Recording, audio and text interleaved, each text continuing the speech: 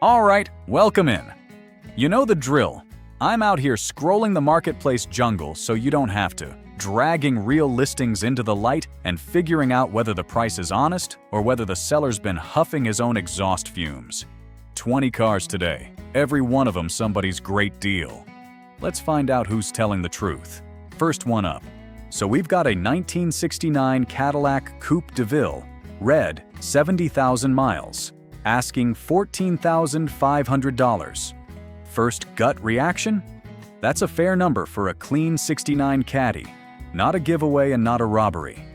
These float in the $12,000, $18,000 range depending on how much of it is real versus how much is a Florida driveway repaint. So the price isn't the problem here. The honesty of the description is what we're testing. And credit where it's due, this guy actually says useful things. Just got home from Florida. Rust is the killer of these old Caddis, not here. Good instinct, right topic. Southern car, less salt, less frame rot.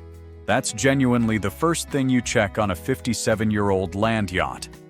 The 472 V8 is the right engine for the year. It's a torquey, dead simple big block, and purrs, plus quiet exhaust tracks with a healthy one.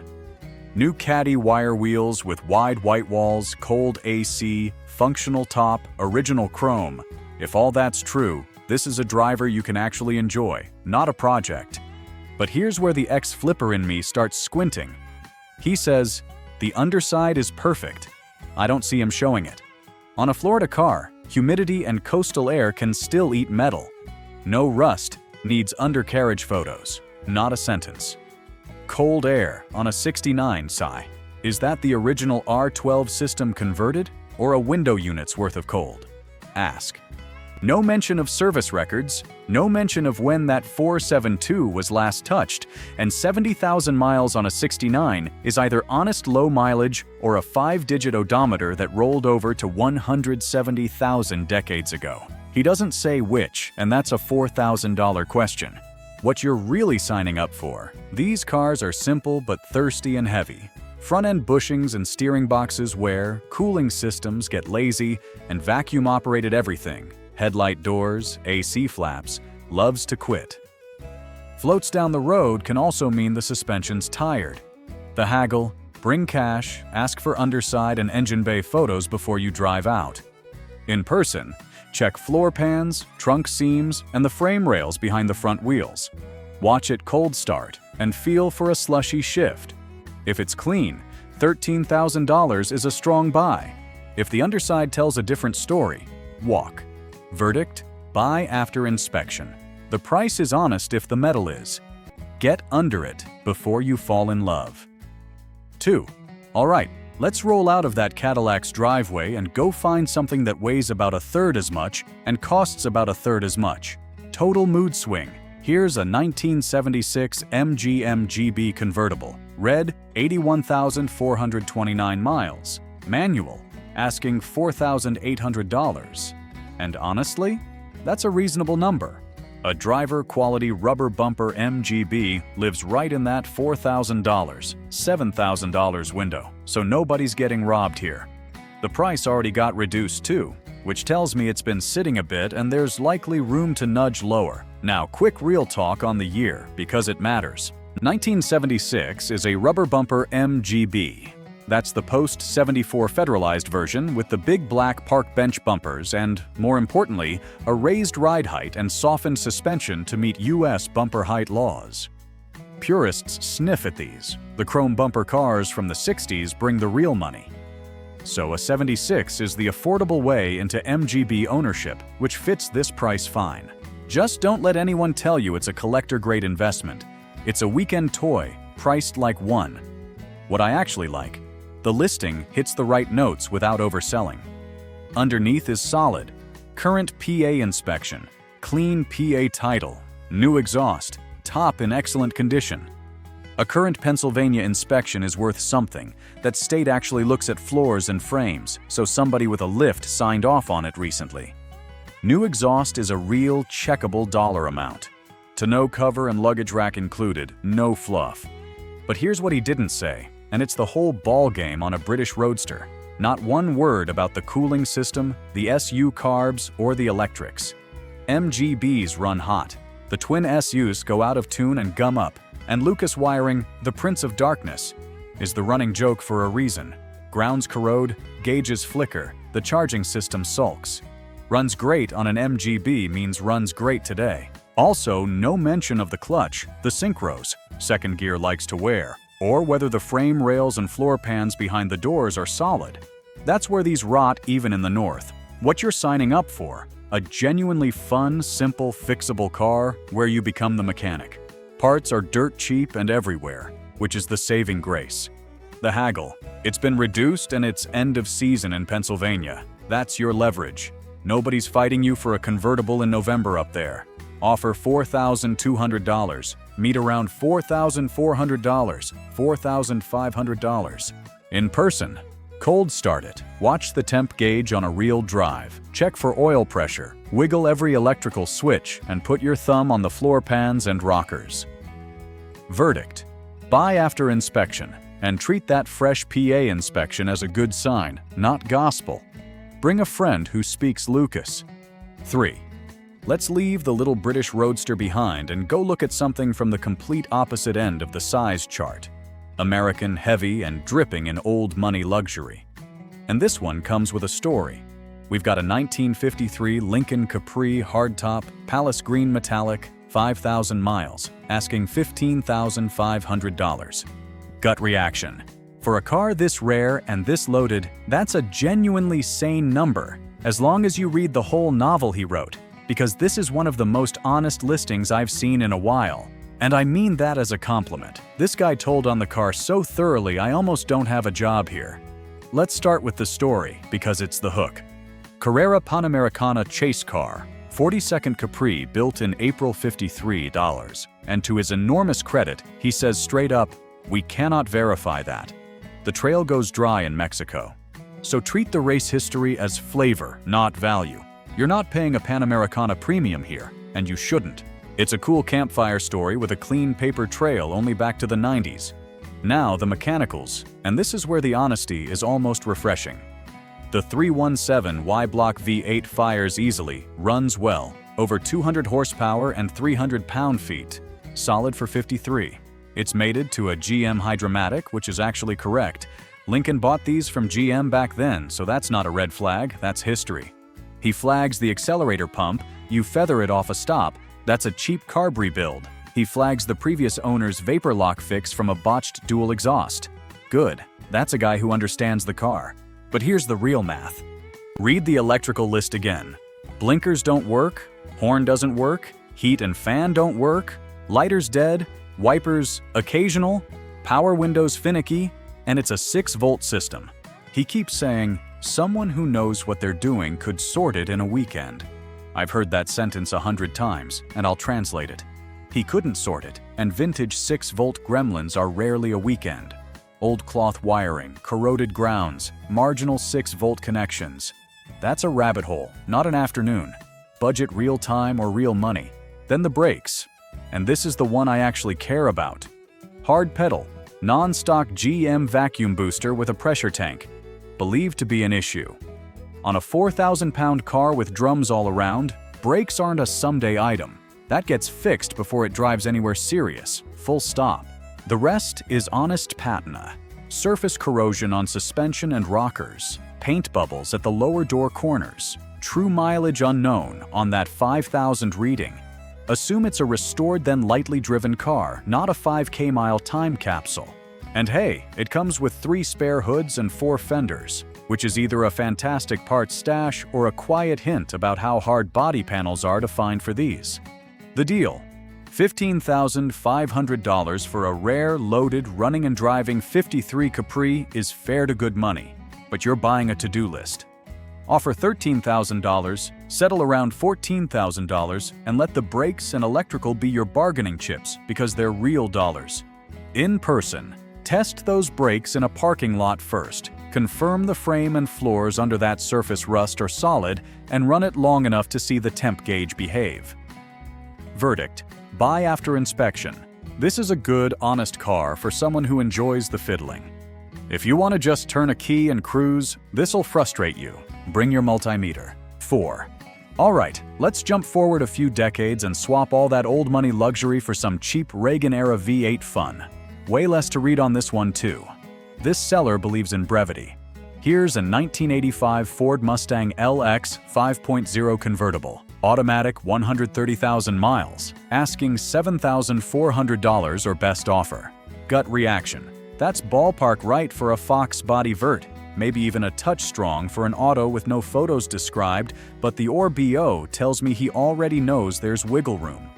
Fox body 5.0s have been climbing for years, so the price isn't crazy, it's just unproven. Here's the thing you gotta know about an 85 specifically.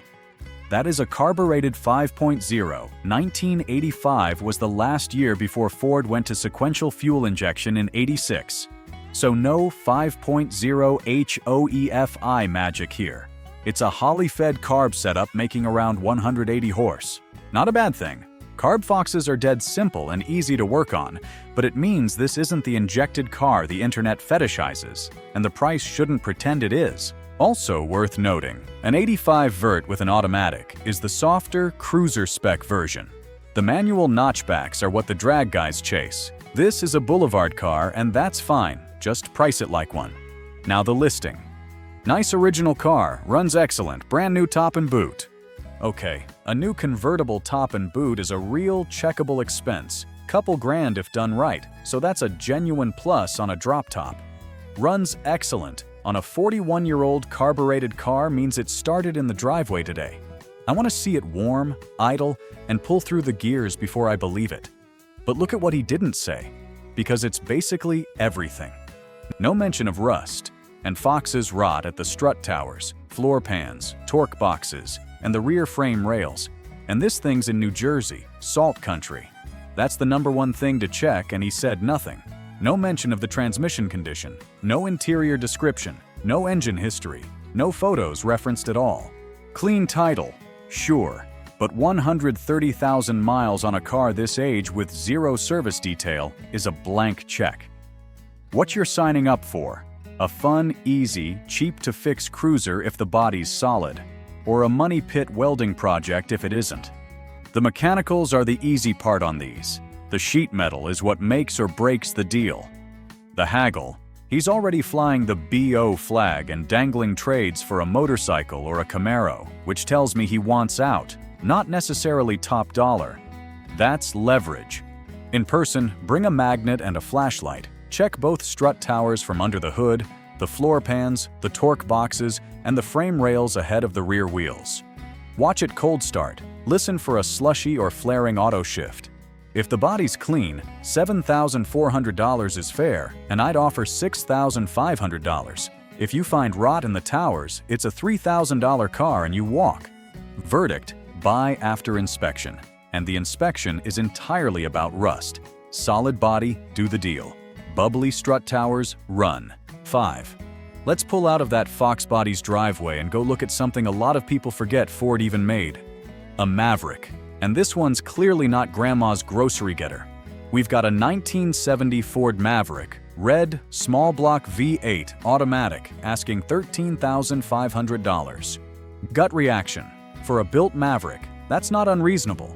But it hinges entirely on the quality of the build and the body, because this listing is a parts list, not a description.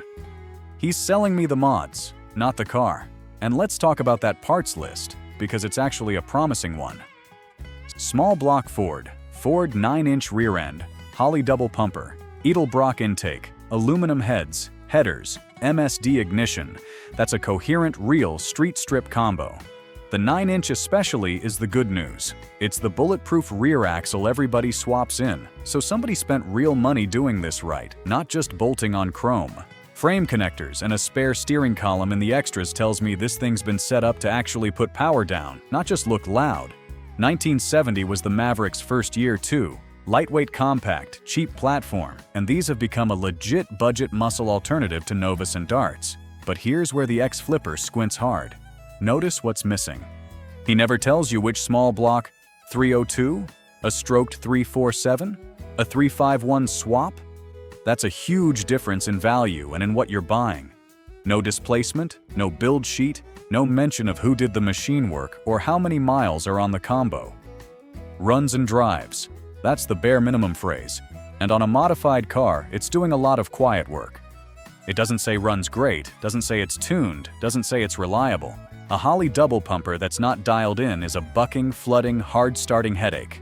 Then, no odometer, no interior mention, no paint condition, and a fiberglass hood. Fiberglass hoods are common on these for weight. Fine, but combined with zero interior info, I want to know if this is a finished street car or a 90% there project with a bare cage and bucket interior. Rust-free car with no undercarriage photos on a 70 compact is a claim, not a fact. Mavericks rot in the floors, trunk, and lower quarters. What you're really signing up for: a fun, fast, old-school hot rod, if it's tuned and finished. If it's a half-sorted build, you're inheriting somebody else's carb tuning and wiring project, and those eat weekends. The haggle, the vagueness is your leverage. Make him tell you the engine displacement and build history before you drive out. If he can't or won't, that's your answer.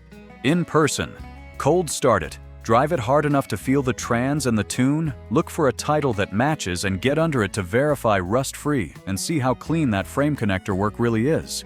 If it's a sorted 302/347 street car with a solid body, $13,500 is fair, and I'd offer $11,500. If it's a rough, untuned project, it's a $7,000, $8,000 car. Verdict: buy after inspection, and don't buy a word of it until you know what engine's in it. Get the build story or walk. 6. Let's roll off the drag strip and go look at something with a lot less horsepower and a lot more patience required. A slant 6 pickup that somebody started and didn't finish. Here's a 1962 Dodge D100. Black, original slant 6 manual, asking $7,500 OBO.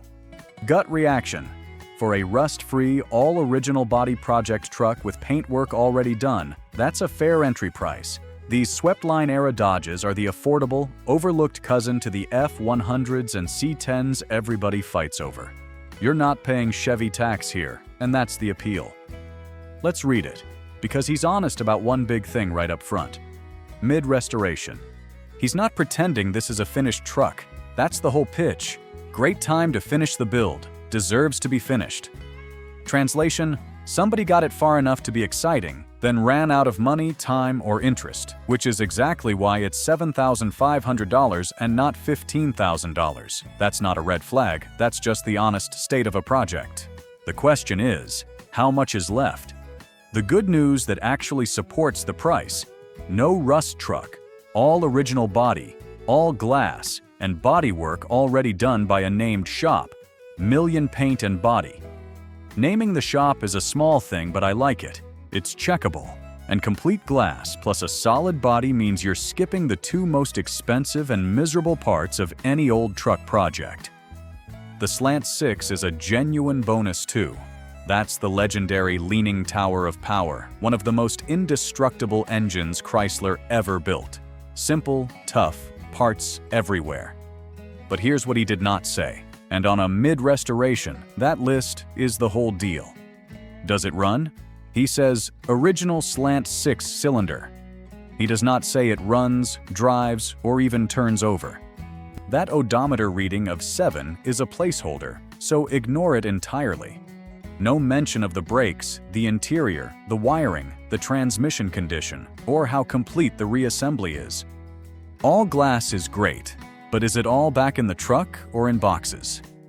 No mention of whether the bodywork is finished paint or primer. Those gaps are thousands of dollars swinging either direction. What you're really signing up for: a truck where the ugly, expensive metalwork may be behind you, but everything mechanical and every finishing detail is potentially ahead of you. He even dangles engine swap and air suspension, which tells me the current drivetrain is a starting point, not a selling point. The haggle: it's a stalled project with OBO right in the ad-e. The seller wants it gone, and a half-finished build has a small buyer pool. That's real leverage. Before you drive out, ask 2 questions. Does the engine run, and is the body in paint or primer? In person, confirm the no rust claim under the cab and in the bed floor and rockers. See how much is assembled versus boxed, and get an honest count of what's missing. If it runs, and the body's truly solid, $6,000, $6,500 is a fair buy. If it's a non-running roller with parts and bins, it's a $4,500 truck. Verdict: buy after inspection, good bones, honest ad, right engine. Just go count exactly how much finishing is left before you fall for it. 7. Let's climb out of that little Dodge project and go land in something at the absolute opposite end of the size spectrum. A full-size, disco-era Lincoln land yacht. Bring a boat trailer. Here's a 1977 Lincoln Continental Mark V. Yellow, 87,100 miles. Asking $5,950. Gut reaction: that's cheap for a Mark V. And that plus tax and fees line tells you exactly what this is. You're buying from a dealer, not a private guy in his driveway. That changes the whole flavor. A private 77 Mark V in this shape lives around $6,000, $9,000, so on paper the number looks like a deal. But dealer plus act fast, plus wow is car lot theater. And I don't buy tickets to theater. Let's read it, because this ad is short and it's got a tell right in the middle. 87K 6.6-liter V, 8 runs and drives good. That 6.6-liter is the 400 cubic inch V8D. And here's the reality. It's a smog-strangled Malaise-era engine making something like 180 horsepower to haul around a car that weighs nearly 5,000 pounds. It is not fast. It was never fast, and that's fine. You buy a Mark V to float, not to hustle. Runs and drives good on a dealer lot means it made it off the trailer and around the block. I want it warm and up to temp. Now, the honest part, and I'll actually give the dealer a little credit here. Some rust, nice but not perfect. That's refreshingly unslick for a lot ad. But some rust is doing heavy lifting. Is it surface scaling on the underside, or is it the lower fenders, rockers, trunk, and floors, which is exactly where these big Lincolns rot? Vague rust is always worse in person than in the ad. And cold AC, power windows, locks, and seat all work. Good, because a Mark V is nothing but power accessories and vacuum gadgets, and when they die, they're a pain. If those genuinely all work, that's the most valuable sentence in the listing. What he didn't say: not a word about the transmission. The C6 is tough, but check for slushy shifts. Nothing on service history, nothing on brakes, and no detail on the interior beyond the power seat. On a car this loaded, the vinyl top, the opera windows, and the trim are all expensive to fix and all suspiciously unmentioned. What you're signing up for: a comfortable, dirt-simple, thirsty cruiser. Single-digit miles per gallon, cheap mechanicals, but pricey and hard-to-find trim if the cosmetics have gone south. The haggle: it's a dealer, so there's markup baked in, and act fast is pressure you should completely ignore. Slow down, that's your advantage. Make them show you the rust up close before you drive over. In person, get under it and check rockers, floors, and trunk pan, run it long enough to confirm the temp and a clean shifting trans, and test every one of those power toys yourself. Push hard on price and don't be shy about the tax and fees padding. Verdict: buy after inspection. The price is genuinely tempting and the ad's honest enough. But some rust from a dealer is a landmine until you see it. Solid body, it's a steal. Rotten rockers, walk and don't look back. 8. Let's drift out of that big yellow Lincoln and go find something even more obscure. A Pontiac that a lot of folks have never even heard of. And this seller? This is the Honest Listing Hall of Fame right here. Here's a 1970 Pontiac Executive Sedan, green 400 V8, automatic, asking $5,000. Gut reaction: for a running, driving, full-size Pontiac with this much disclosed about it, $5,000 is a fair, grounded number. Nobody's getting fantasy money here, and nobody's hiding the ball. This is a 4-door full-size cruiser which keeps the price sane. If it were a hardtop or a GTO badge, we'd be having a very different conversation. And let me just say, I love how this guy writes. He's not selling you a dream, he's handing you a repair log, Right up top, odometer rolled over, needs floor pans, and then a shockingly specific list of what he's fixed and what's still wrong. That's a seller who's been in the car, not just standing next to it with his arms crossed. The good news that supports the price. The 400 V8 is the right, torquey Pontiac big car engine, and as he correctly notes, mechanically, this is basically a Catalina, a bulletproof, parts-everywhere platform. He's done real checkable work. New brakes, rebuilt driver door window motor, new HVAC controls, greased window mechanics, and, this is the one I like most, a radiator repaired in October 2025 at a named shop. That's a receipt you can verify. Drives like a Cadillac on one of these is actually believable. They float. Now the honest ugly, and he tells on all of it, so my job's easy. Needs floor pans is the big one. That means rust has eaten through the floor. It's a welding job, and where floors go, you always check the deeper structure too. Trunk pan, rockers, frame. Not a deal breaker on a $5,000 car, but it's real hours or real money. Exhaust manifolds have small leak. A common on these, usually a cracked manifold or bad gasket. Annoying but fixable. AC not charged with R12. Dedom, so plan on a conversion or a proper recharge if you want cold air. Bent bumper, hole in the panel by the headlights, rips in the driver's seat. But notice he includes replacement parts for half of it. Turn signal, headlight panels all come with the car. That's a guy trying to do right. What he didn't leave out much of, honestly, which is the whole point. The only things I'd still want: how deep does that floor rust go structurally? And does the trans shift clean? He didn't mention the transmission, and that's the one silent spot. What you're signing up for: a mechanically sound, honest driver that needs a floor pan job and some cosmetic love. The drivetrain's the easy part. The rust is the question mark. The haggle. He's priced it honestly with the floor pans disclosed, so this isn't a beat-em-up situation. But I'd still bring the floor and exhaust work up as real dollars and offer $4,200, $4,500. In person. Get under it and see whether needs floor pans is a patch or a project. Confirm the frame and trunk are solid and drive it long enough to feel the trans and hear that manifold leak. Verdict: buy after inspection. And honestly, sellers this transparent are rare enough that I'd move quick if the floors check out. Just confirm the rust stops at the pans. Bring a flashlight and a screwdriver. 9. Let's step away from that honest little Pontiac and go look at a car everybody at the Cars and Coffee actually fights over. A first-gen Camaro. But read this one carefully, because the seller is telling you something important between the lines. Here's a 1967 Chevrolet Camaro. Manual, 70,000 miles. Asking $13,500. Gut reaction. For a real, running, driving 67 Camaro with a clean title, $13,500 is low, almost suspiciously low.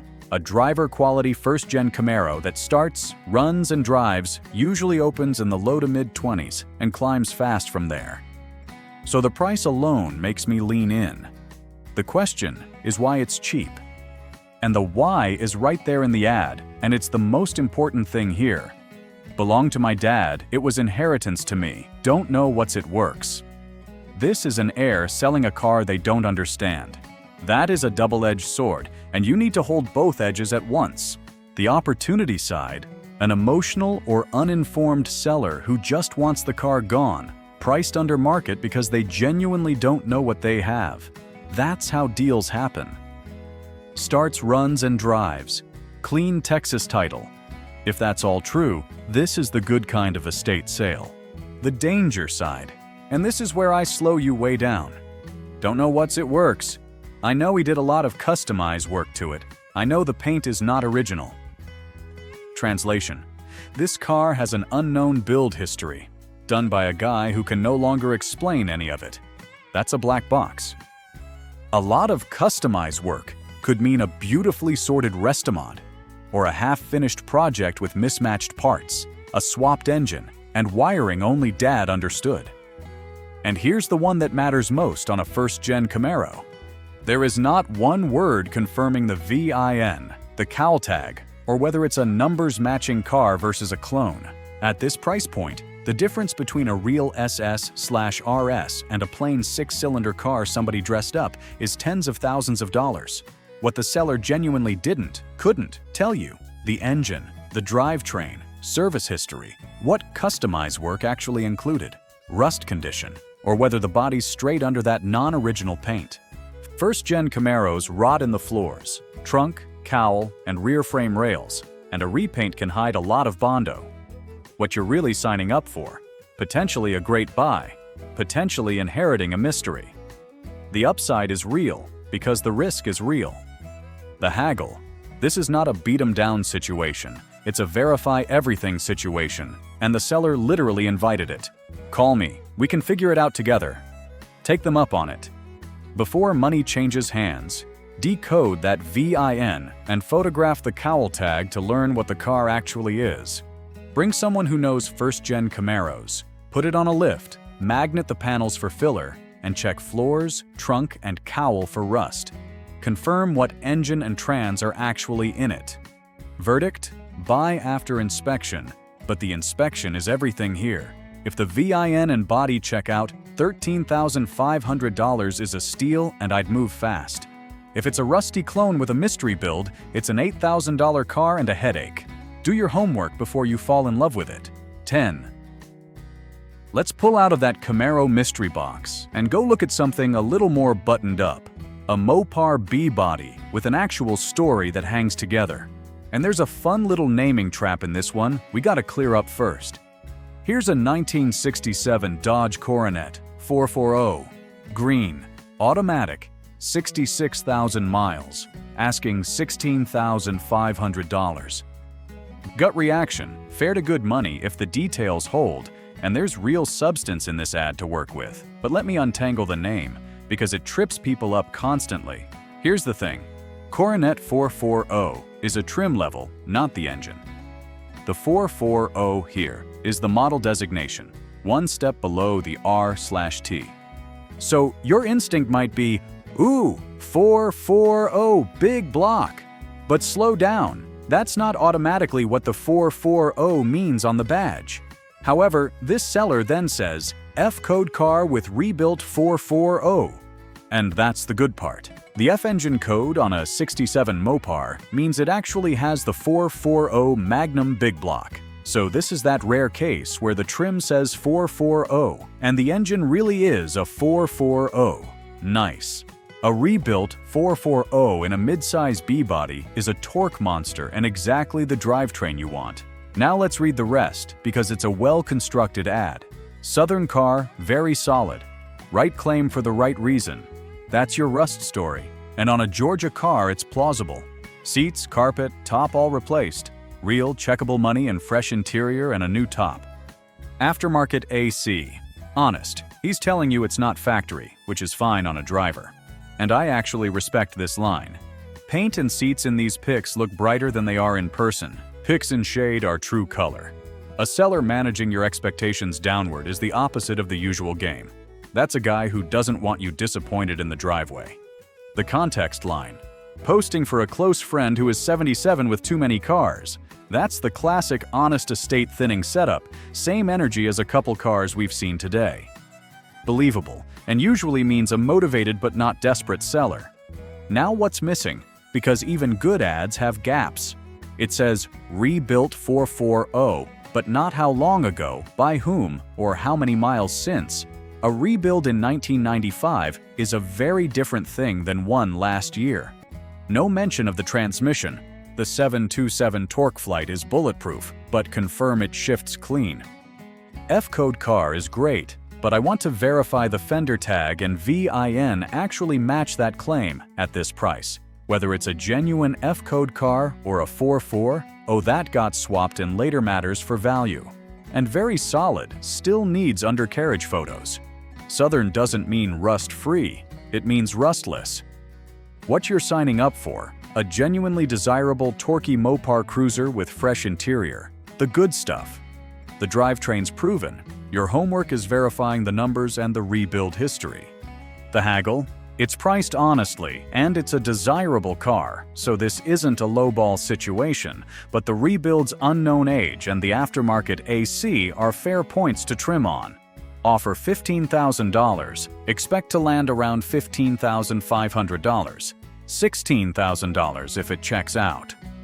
In person, decode the fender tag, confirm the F-code, put it on a lift for the solid claim, drive it long enough to feel that 440 and the torque flight, and check for a fresh, receipted rebuild.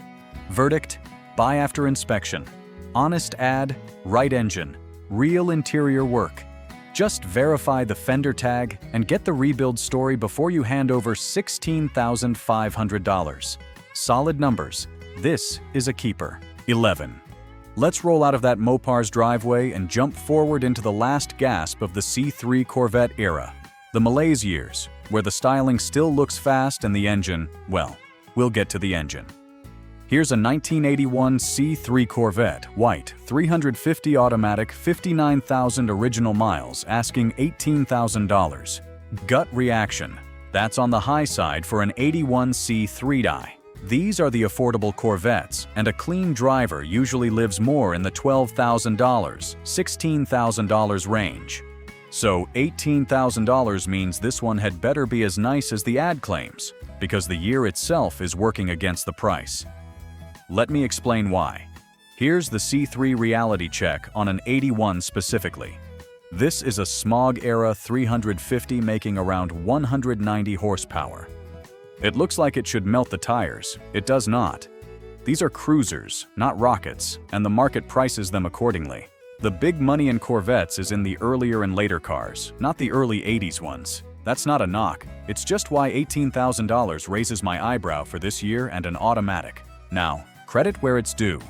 This is a strong, specific listing, and the specifics are what would justify the number. Look at that maintenance list. New aluminum radiator, alternator, master cylinder, brake pads and lines, new tires. That's real, recent, checkable money on exactly the stuff that ages out on these. C3s are notorious for cooling problems and cranky brakes, so a fresh radiator and a whole brake refresh is genuinely the right work. Recent tune-up and oil change with Valvoline VR1. VR1 is a high zinc oil, which is what you want in a flat-tapped older V8. That's a small detail, but it's the kind of thing a caring owner mentions and a flipper doesn't even know about. Good sign. The rest supports a nice car. T-tops are glass, don't leak, new seals, huge, because C3 T-tops leaking is a classic misery. Interior described as excellent, all the power toys listed. Rust-free with 59,000 original miles. And here's the C3 quirk. The body is fiberglass, so surface rust isn't the fear. The birdcage and the steel frame underneath are what rot on these, especially around the rear frame kick-up and the bumper mounts. So rust-free needs to mean the frame, and that's what you verify. What he didn't say, no mention of how the transmission shifts, nothing on the condition of the frame or birdcage specifically, and 59,000 original miles with no documentation referenced on a 45-year-old car. Original miles needs a paper trail to mean anything. He does offer more pictures, so ask, get frame shots and the odometer story. What you're signing up for: a clean, well-maintained cruiser where somebody clearly did the boring maintenance right. The mechanicals sound sorted. Your job is confirming the frame and not overpaying for the year. The haggle. The price is the weak point, not the car. Use the year, the automatic, and the original miles documentation gap as your levers. Offer $15,000. Aim to land around $16,000. In person, get under it and inspect the frame rails and birdcage for rot. Confirm the miles with any records he's got and drive it enough to feel the trans and the temp gauge behave. Verdict: buy after inspection. The car sounds genuinely well kept, but it's priced about $2,000 ahead of the market. Verify the frame, then negotiate it down to where an 81 belongs. Nice driver, just don't pay collector money for a cruiser year. 12. Let's leave that Corvette and go look at the ultimate is it a car or a truck argument settler, an El Camino. But heads up, this isn't a guy in a driveway. This one's got a sales department. Here's a 1979 Chevrolet El Camino, blue, 350 V8, 98,686 miles. And right away we've got a price problem because the ad can't decide what it costs. The headline says $15,000. The body says, price, $0.00. And then buried in the fine print it says, asking, $13,995. 3 different numbers in one listing. Gut reaction? That's not a car ad, that's a dealer lot's SEO soup. And the mismatched prices are the first tell that a human who actually knows this car did not write this. And let's name what this is, because the whole vibe matters. Bad credit or no credit, we can help. Flexible financing for all credit histories. This is a buy here, pay here operation, A&A Motor PDX. And this El Camino is inventory, not somebody's baby. That's not automatically bad, but it completely changes how you read every word, because now the seller's incentive is to move metal and write a loan, not to tell you about the vacuum leak. Now the actual content, and notice how thin it is under all that boilerplate. 355.7 LV8, runs and drives great, no issues. That's it. No issues is the single least trustworthy phrase in the car business, and it's especially worthless from a lot because it means nothing fell off during the test drive. No engine detail beyond displacement, transmission field left blank. They didn't even fill in whether it's an automatic or a manual, which on a G-Body 350 car it's almost certainly a TH350 auto. But the point is they didn't bother to know. That's the energy here. What they didn't say is basically everything that matters. Not one word about rust. And this is a Portland car, Pacific Northwest, wet climate, and G-Body El Caminos rot in the lower fenders, the bed floor, the rear frame, and around the rear window. No mention of the interior, the AC, service history, or which flavor of 350 is even under there. Clean title from a BHPH lot, sure, but combined with thoroughly inspected, which is a phrase that means nothing, I want to do my own inspection twice. What you're signing up for, a simple, fun, cheap-to-maintain G-Body cruiser. The mechanicals are dead easy and parts are everywhere. The risk is entirely the body and the buy here, pay here markup. The haggle. First, pin them to a single cash price. Walk in quoting the $13,995 from their own ad and refuse the financing pitch entirely. BHPH financing is where these places make their real money, and paying cash strips their leverage. That mid-$13,000 number is already a touch strong for a driver 79 El Camino, which run more like $10,000, $14,000 depending on rust. In person, bring a magnet and a flashlight, check the bed floor, lower fenders, rockers, and rear frame rails hard, run it up to temp, and feel that TH350 shift. If it's a clean body, offer $11,000. If you find rot, it's a $7,000, $8,000 truck, and their no issues line just evaporated. Verdict: buy after inspection and negotiate like a shark, in cash. The car could be fine. The seller is the variable. Ignore the 3 prices. Ignore the financing song and dance. Verify the body yourself and make them earn the sale. 13. Let's roll off that El Camino lot and stay in the same neighborhood. Another Portland listing, another late malaise GM coupe, and another ad where the price can't hold still. But this one's a Firebird, so at least the styling's got some drama. Here's a 1980 Pontiac Firebird coupe, gray, 5,525 miles, asking $18,000. Except same game as last time, the body says, price $0.00, and the fine print says, asking $17,500. 2 prices, blank engine field, blank transmission field. Gut reaction. For a fully redone second-gen Firebird, that number could be real. Nice ones do bring high teens, but everything about how this is written makes me want to slow way down and verify hard. Let's read it, because the writing tells a story. This fired is fully redone. Typos aside, fully redone is the claim doing all the heavy lifting for that $17,500. Then, new two-tone paint. Engine runs very well. No leaks, no issues. New Edelblock carburetor and Edelblock intake. That's Edelbrock carburetor and intake. A common, solid, real upgrade on these, so somebody did put money into the top end. Good. Pop-up sunroof, Bluetooth radio. Everything works. All lights, blinkers, wipers, heater. And honestly, on a 46-year-old GM car, a list of small stuff that actually works is worth something, because that's usually the stuff that's dead. But here's where I plant my feet. That odometer, 5,525 miles. On a 1980 Firebird, that is almost certainly a 5-digit odometer that rolled over, so the real number is 105,525 or 205,525.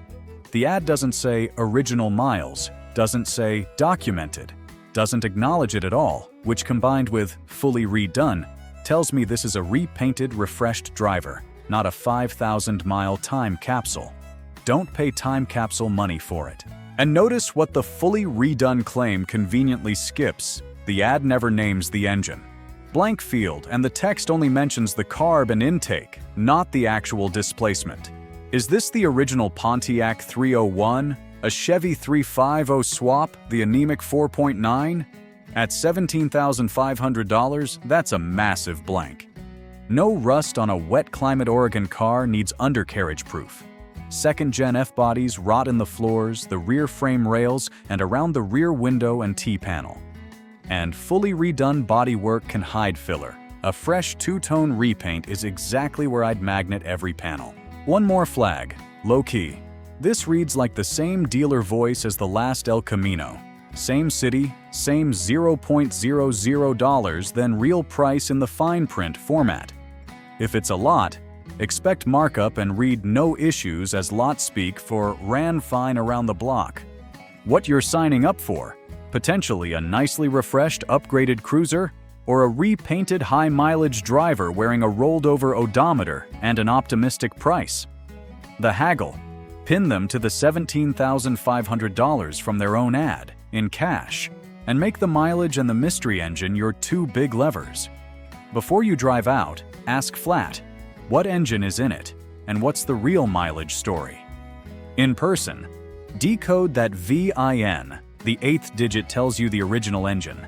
Magnet the fresh paint, get under it for rust and to see the frame, and drive it to temp. If it's a clean, honest 350 swapped driver with solid metal, high teens is defensible and I'd offer $15,000. If it's a rough 301 with a rolled odometer, it's a low teens car. Verdict: buy after inspection. The upgrades are real, but the blank engine field, the rolled over odometer, and the dealer pricing shuffle mean you verify everything before a dime moves. Nice looking bird. Just don't pay for miles it doesn't have. 14. Let's leave the Portland dealer lot and its rolling price roulette behind and go look at something from a private seller who apparently pays by the word, because this ad is tiny. Here's a 1964 Ford Fairlane V8, automatic, 78,000 miles, asking $15,000. Gut reaction. That's a strong number for a mid-60s Fairlane, and this 3-line ad gives me almost nothing to justify it. A 64 Fairlane in good driver shape typically lives more in the $12,000, $18,000 range depending heavily on body, so $15,000 isn't crazy on its face, but I refuse to get excited about a car described in 11 words. Let's read what little there is, because it's all drivetrain. Rebuilt 289, rebuilt C4 Auto, new brakes. Okay, on the plus side, that's a genuinely good, coherent combo. The 289 small block is one of the most beloved, reliable, easy to live with V8s Ford ever made, and the C4 automatic behind it is light, tough, and cheap to service. Rebuilt on both plus new brakes tells me somebody addressed the mechanicals, and that's the expensive stuff on an old car. So the bones of this ad are promising. But here's the problem. That's the entire ad. Everything that determines whether this is a $15,000 car or a $7,000 car, he just didn't mention. And on a car this cheap to describe, the silence is deafening. Watch what's missing. Rebuilt when and by whom? Rebuilt 289 could be last month or 1998, and a rebuild with 40,000 miles on it since is not a fresh rebuild. No receipts referenced, no mileage since rebuild. Then the big one. Not one word about rust or the body. These unibody Fairlanes rot in the floors, the trunk, the frame rails, and the lower quarters, and he gave you 0 on any of it. No interior description, no mention of the paint, no photos referenced, no engine size confirmation beyond 289. Is it the original 289 or a swap? And clean title with nothing else is just the baseline, not a selling point. There's also a quiet tell here. When a seller lists only the good mechanical work and goes completely silent on the body, it's often because the drivetrain is the part he's proud of and the body is the part he's hoping you won't ask about. Not always. Some folks just don't write ads, but you find out by asking. What you're signing up for, potentially a solid, sorted driver with fresh, reliable running gear, or a nice engine bolted into a rusty shell. This ad literally cannot tell you which, and that's the whole point. The haggle, the vagueness is your leverage. Make him fill in every blank before you drive out. Rebuild dates and receipts, rust condition, photos of the floors, trunk and rockers, and interior shots. If he can't produce them, that tells you plenty. In person, get under it first, magnet the lower panels, confirm the rebuild is fresh and receipted, and drive it to temp to feel that C4 shift clean. If the body's genuinely solid and the rebuild is recent and documented, $15,000 is fair, and I'd offer $13,000. If there's rot in the floors, it's a low teens at best car and dropping fast. Verdict: buy after inspection. But this is an ad, not information. The drivetrain sounds right. Everything else is a blank. You have to fill in yourself before a dollar moves. Good engine, unknown car. Go ask the questions he didn't answer. 15. Let's leave that 11-word Fairlane mystery and go look at the car that basically invented the pony car, a '68 Mustang. And this seller, unlike the last one, actually tells you some real stuff. Some of it good, some of it you need to hear clearly. Here's a 1968 Ford Mustang Coupe, blue, 351 automatic, 68,000 miles, asking $12,500 OBO. Gut reaction: that's a fair to slightly optimistic number for a '68 Coupe Chew. And I want to stress coupe because this is the notchback, the affordable body style. It is not a fastback. Fastbacks are the ones pulling double this money. A driver-grade '68 Coupe lives around $10,000, $16,000, so $12,500 is in the room. But the has-been sitting part is going to matter a lot. Let's read it, because there's genuinely useful honesty here. California black plate car. That's a nice detail. Black plate means it's been California registered since the '60s, a desirable, dry state, one-region history that collectors like. C Code Original 289 was replaced with a 351 when restored 25 years ago. And I really appreciate that he told you this outright, because it's a double-edged fact. Good side. A 351 is more grunt than the original 289, and he's being transparent that it's not numbers matching. The flip side you should price in. It's no longer the original engine, so any matching numbers premium is gone. This is a driver's value, not a purist's. He's honest about it, which is exactly right, but don't pay original drivetrain money. Now the phrase that runs this whole listing, starts and runs, has been sitting a few years. That is the sentence to circle. A car that's been sitting is a completely different animal from a car that's been driven. Starts and runs in the driveway does not mean roadworthy. After a few years parked, you're almost certainly looking at old varnished gas and a gummed-up carb, a tank that may need cleaning, dried-out brake and fuel lines, a cooling system that's been sitting, tires that are date code garbage even if they hold air, and seals that have dried out. None of that is catastrophic. but it's a real recommissioning budget. Plan on brakes, fluids, fuel system, and probably tires before you trust it past the end of the block. The rest is refreshingly plain. No major rust. And notice the word major, so expect some.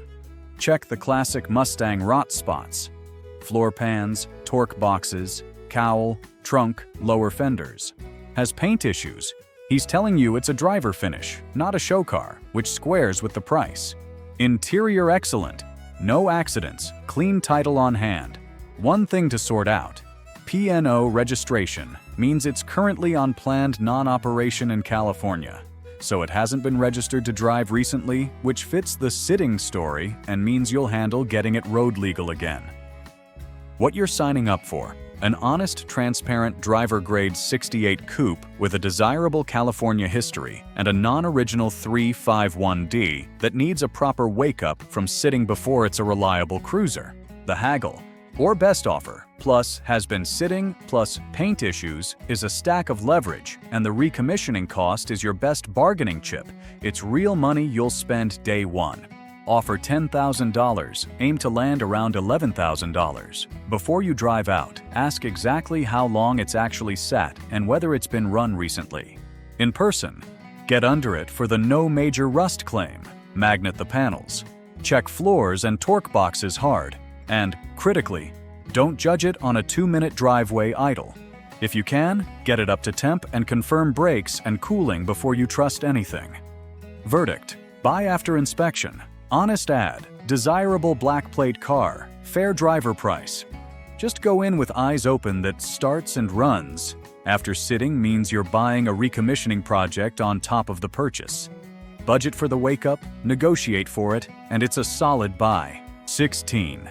Let's climb out of that Mustang and go look at one of the wildest shapes Detroit ever mass-produced, the Boattail Riviera. If you've never seen one from behind, it looks like somebody crossed a Buick with a speedboat, and I mean that as the highest compliment. Here's a 1972 Buick Riviera Boattail, 455 V8, automatic, 98,000 miles, odometer broken, asking $4,500. Gut reaction: for one of these, a genuinely rare, striking big block personal luxury coupe, $4,500 is cheap. And the reason it's cheap is sitting right there in the ad. Stated plainly, this is a running car with one specific, known expensive problem. That's a very different buy than a mystery, and I actually like sellers who lead with the bad news. Let's read it, because this guy's honest in the best blue-collar way. Was pretty nice, and I drove it daily, but the TH400 started slipping in first gear, so it's been sitting.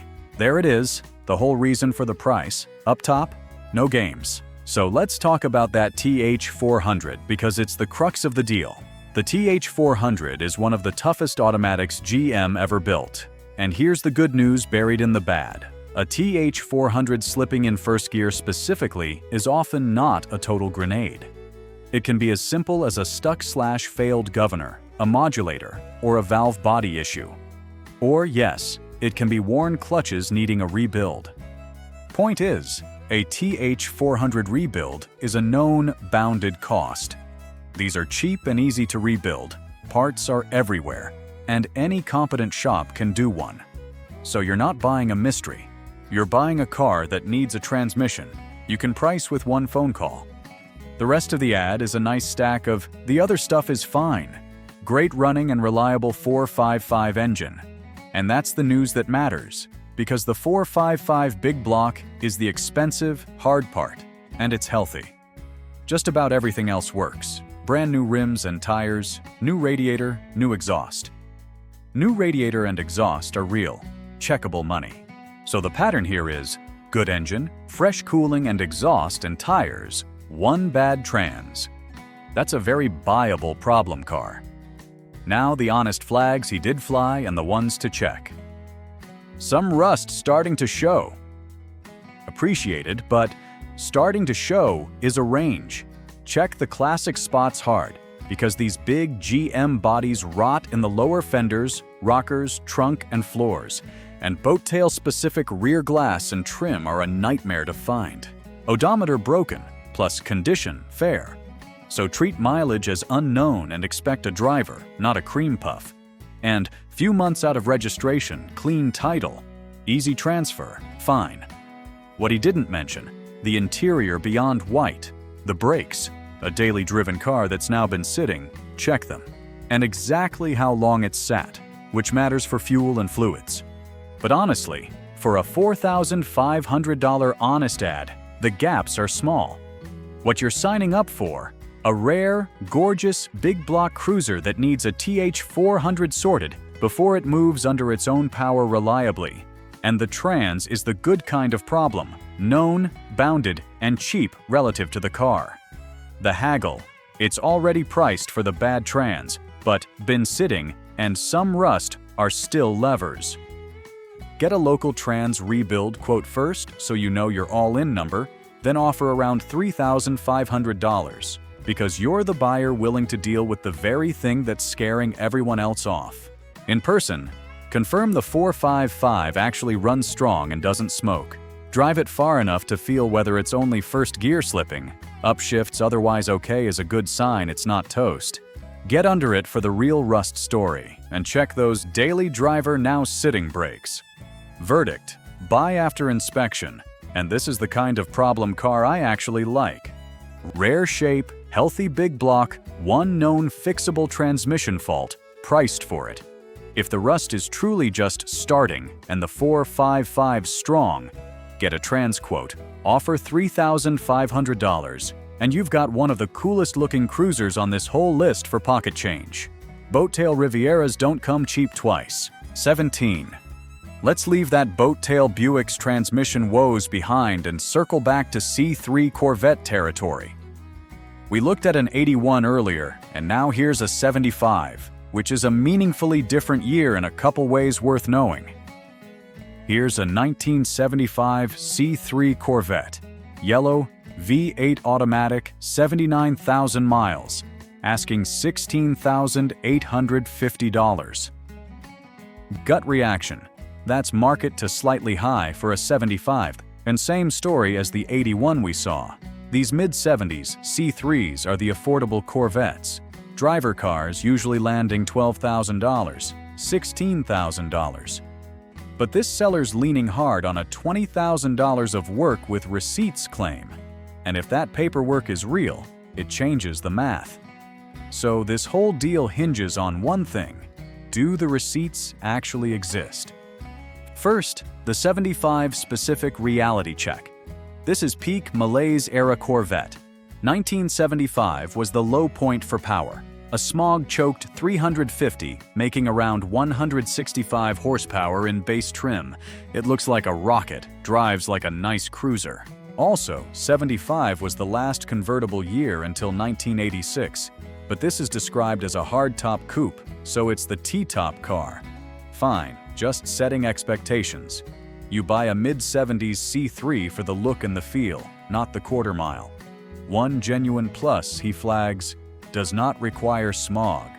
In California, that's a real, tangible convenience worth money, so good call mentioning it. Now, the receipts, because they're the entire pitch. The work list is actually the right list. New header, transmission work, new brakes, new tires, interior work. Those are exactly the things that age out on a C3, and $20,000 with receipts is a strong claim, if verifiable. Here's my ex-flipper reflex though. $20,000 of work almost never means $20,000 of value added. Receipts prove money was spent, not that it was spent well.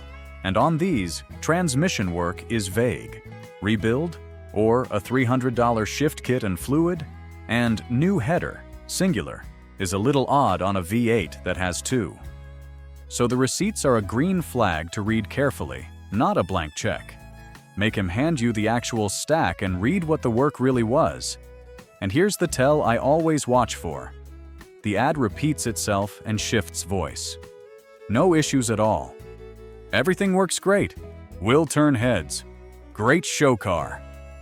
That's a lot of reassurance by repetition, and it reads like a listing that's been copy-pasted and puffed up. When an ad says, no issues at all, 3 different ways, I get more skeptical, not less. Also, Need cash, that's why I'm selling. That's a motivated seller telling you he wants speed over top dollar. Useful leverage, but also a reason to make sure the urgency isn't hiding a rush to offload a problem. What he didn't say is the C3 essential.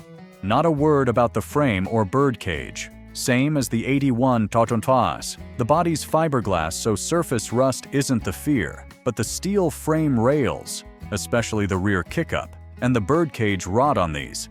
And that's a structural, expensive problem. $20,000 in receipts means nothing if the frame's crusty. No documentation on the 79,000 miles either. What you're signing up for, potentially a nicely freshened driver with real money spent on the right stuff, or a puffed-up ad where the $20,000 was spent on rims and a stereo. The receipts and the frame decide which. The haggle, need cash, plus a slightly high ask, plus a repetitive puffy tone equals solid leverage. Make him produce the actual receipt stack and read it. That's your single biggest move here. Offer $14,500. Aim to land around $15,500 if the paper's legit. In person, get under it and inspect the frame rails and birdcage for rot first thing. Verify the transmission work was a real rebuild. Confirm the header/exhaust is done right, and drive it to temp to feel the trans shift clean. Verdict: buy after inspection. And the inspection is, show me the receipts, plus, let me see the frame. If the $20,000 paperwork is real quality work and the frame's solid, that need cash urgency could hand you a genuinely nice C3 at a fair price.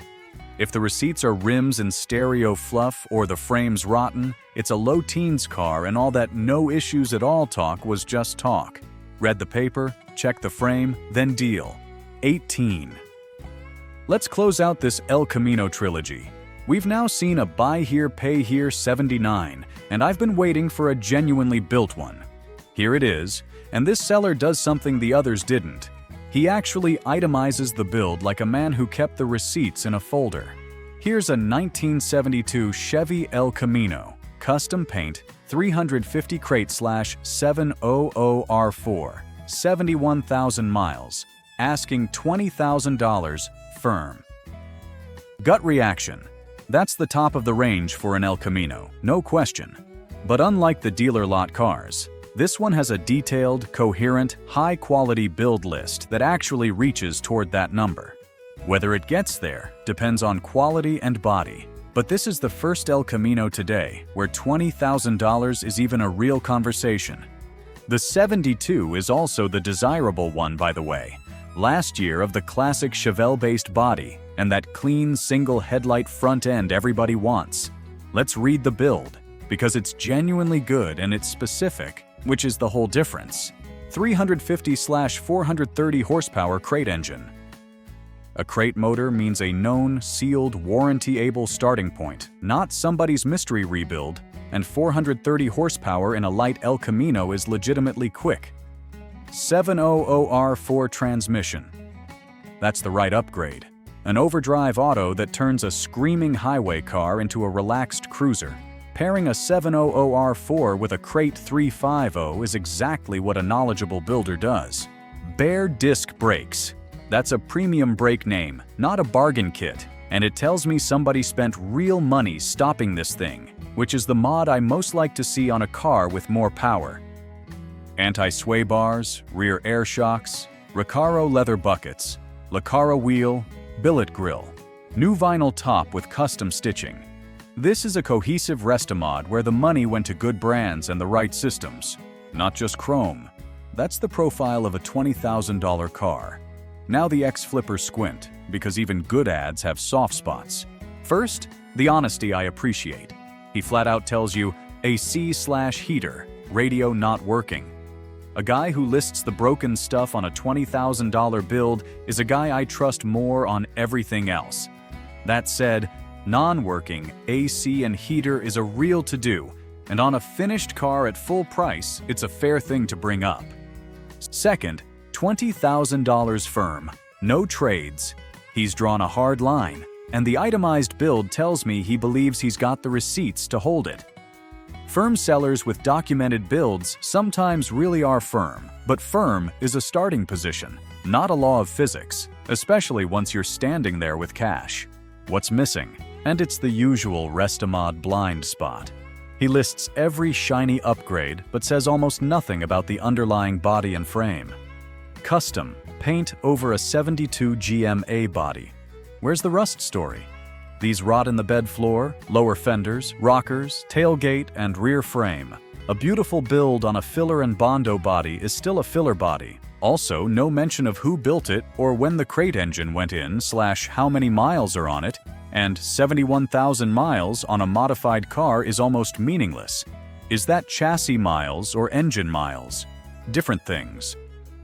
What you're signing up for. A properly built, quick, good-braking Restamod cruiser from someone who clearly spent real money on real parts, if the body underneath the custom paint is as solid as the shopping list.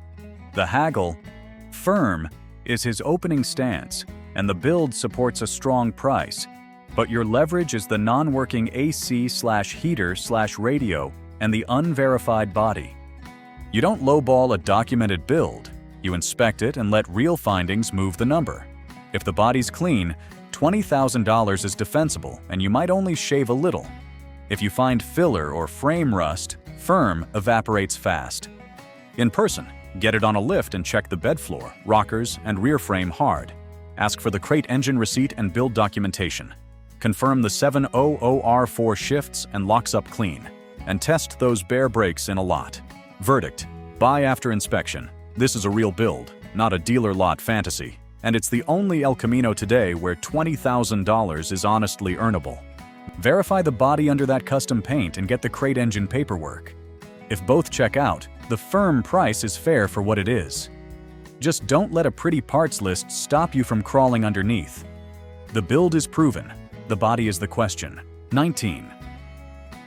Let's roll off that shiny El Camino build and go all the way back to basics. A green farm truck with a 6-cylinder and an ad so short it makes the Fairlane guy look chatty.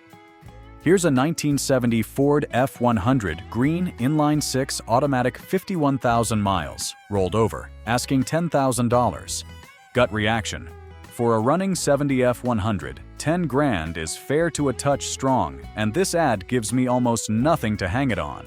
Because it is, and I want to be precise here, 7 words long. 1970 Ford F100 300 Street 6. That's the whole thing. So my read is almost entirely about the truck type, not the listing, because there barely is one. But here's the fun part. Those 7 words actually contain the one thing I most want to hear. 300 Street 6.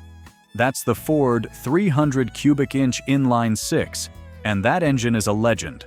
It's one of the most bulletproof, torquey, run-forever engines Ford ever built. The kind of motor that idles for 40 years, pulls stumps, and refuses to die. Street 6 is just the owner's cute way of saying it's the 300 i6. So don't let 6 cylinders scare you off the way it might on some cars. On an old F100, the 300 is a feature, not a compromise. Pair it with an automatic, and you've got a dead simple, easy-to-fix, parts-everywhere workhorse. These bump-side-era F100s, 67, 72, are also genuinely desirable right now. The styling's beloved and clean ones have been climbing. Now the X-Flipper reality, because a 7-word ad is a canvas of blanks. Odometer rolled over is disclosed, so treat mileage as unknown. That 51,000 is really 151K or 251K, and on a 306 that honestly barely matters. But it means this is a used truck, not a low-mile survivor, so don't pay survivor money. And then, everything else is silence. Not one word about rust. And these F100s rot in the cab corners, the rockers, the bed floor, the front fenders behind the wheel, and the frame. Nothing about whether it even runs, though the casual tone implies it does. Nothing on the transmission, the brakes, the interior, the bed, or whether that green is original or a rattle-can farm spray. No photos referenced. This is less an ad than a text message. Here's the thing about ultra-short ads like this, though. They cut both ways. Sometimes it's a lazy flipper hiding a rusty heap. But just as often, it's an old farmer or a no-nonsense owner who genuinely doesn't think a truck needs a novel to sell. You can't tell which from the ad you find out with a phone call and a flashlight. What you're signing up for: potentially a tough, simple, desirable classic hauler with the best engine it could have, or a rusty farm truck wearing a fair-weather price. The drivetrain's almost certainly the easy part. The body and frame are the entire question. The haggle. The total lack of info is your leverage, and so is the rolled odometer. Make him answer the basics before you drive out. Does it run and drive? How's the rust in the cab corners and bed? Is the frame solid? Any brakes and steering issues? If he's cagey or vague, adjust expectations down hard. In person, bring a magnet and get under it first. Cab corners, rockers, bed floor, and frame rails are your make or break. Confirm the 300 actually runs and the trans shifts. If the body's genuinely solid, $10,000 is fair, and I'd offer $8,500. If the cab corners and frame are crusty, it's a $5,000, $6,000 truck, and the price should reflect it. Verdict: buy after inspection. Right truck, right engine, no information. The 306 is the good news the ad accidentally gave you. The body is the news it left out entirely. Call, ask the rust questions he didn't answer, then go crawl underneath. Solid frame and cab corners, it's a keeper. Crusty, walk. 20. Let's leave that farm truck 6 behind and go look at the car that got Ralph Nader famous and nearly got Chevy sued out of existence. The rear-engine air-cooled oddball Corvair. And this one's no rusty project. This reads like somebody's cherished survivor. Here's a 1965 Chevrolet Corvair, Tahitian turquoise, 110 horsepower flat 6, Power Glide Auto, 35,000 miles, asking $15,500. Gut reaction: that's a strong, top-of-market number for a Corvair. These are affordable, quirky collector cars where even nice ones often live in the $8,000, $14,000 range. So $15,500 means this had better be the genuine low-mile survivor the ad claims, because you're paying the premium the whole listing is built around: originality. And let's give this seller real credit. This is a well-written enthusiast ad, the opposite of the 7-word truck. Notice what he's selling. Not mods, not horsepower, but originality and condition. Beautiful, original color combination. Tahitian turquoise with original white and aqua interior. Incredible original condition. Only 35,000 original miles. That's a coherent pitch. And it's the right pitch for a Corvair. Because with these cars, the value is all about a clean, unmolested, rust-free survivor. The 65 is also the good one to want. This is the second-gen restyle. The genuinely pretty Corvair with the improved fully independent rear suspension that fixed the handling gremlins Nader made famous. So he picked the desirable year. I also love a couple of thoughtful details. 14-inch American Racing Torque thrust wheels, but original wheels and wheel covers included. That's a seller who gets it. He put period cool wheels on it and kept the originals, so a purist buyer can put it back to stock. Including the factory wheels adds value and signals a caring owner. 110 horsepower with dual carburetors. That's the up-level engine, above the base 95 horsepower. The sweet spot for these. Not the Turbo Corsa, but a healthy, drivable version. The Power Glide is a 2-speed, so this is a relaxed cruiser, not a canyon carver. Set expectations accordingly. Now the X-Flipper Squint, and with a Corvair it's specific. First, 35,000 original miles is the entire basis for the price, so that claim must be documented. On a 60-year-old car, original miles without a paper trail, title history, service records, receipts, is just a hopeful number, and it's the difference between a $15,500 car and a $9,000 car. Make him prove it. Second, and this is Corvair specific, even a low-mile survivor needs a careful look at the things these cars do regardless of miles. The engine leaking oil. The flat 6 is notorious for it, especially at the pushrod tube seals, and rust in the classic Corvair spots. The floor pans, the rocker areas, and around the rear where moisture collects. Rust-free isn't even claimed here, just original condition, so verify it yourself.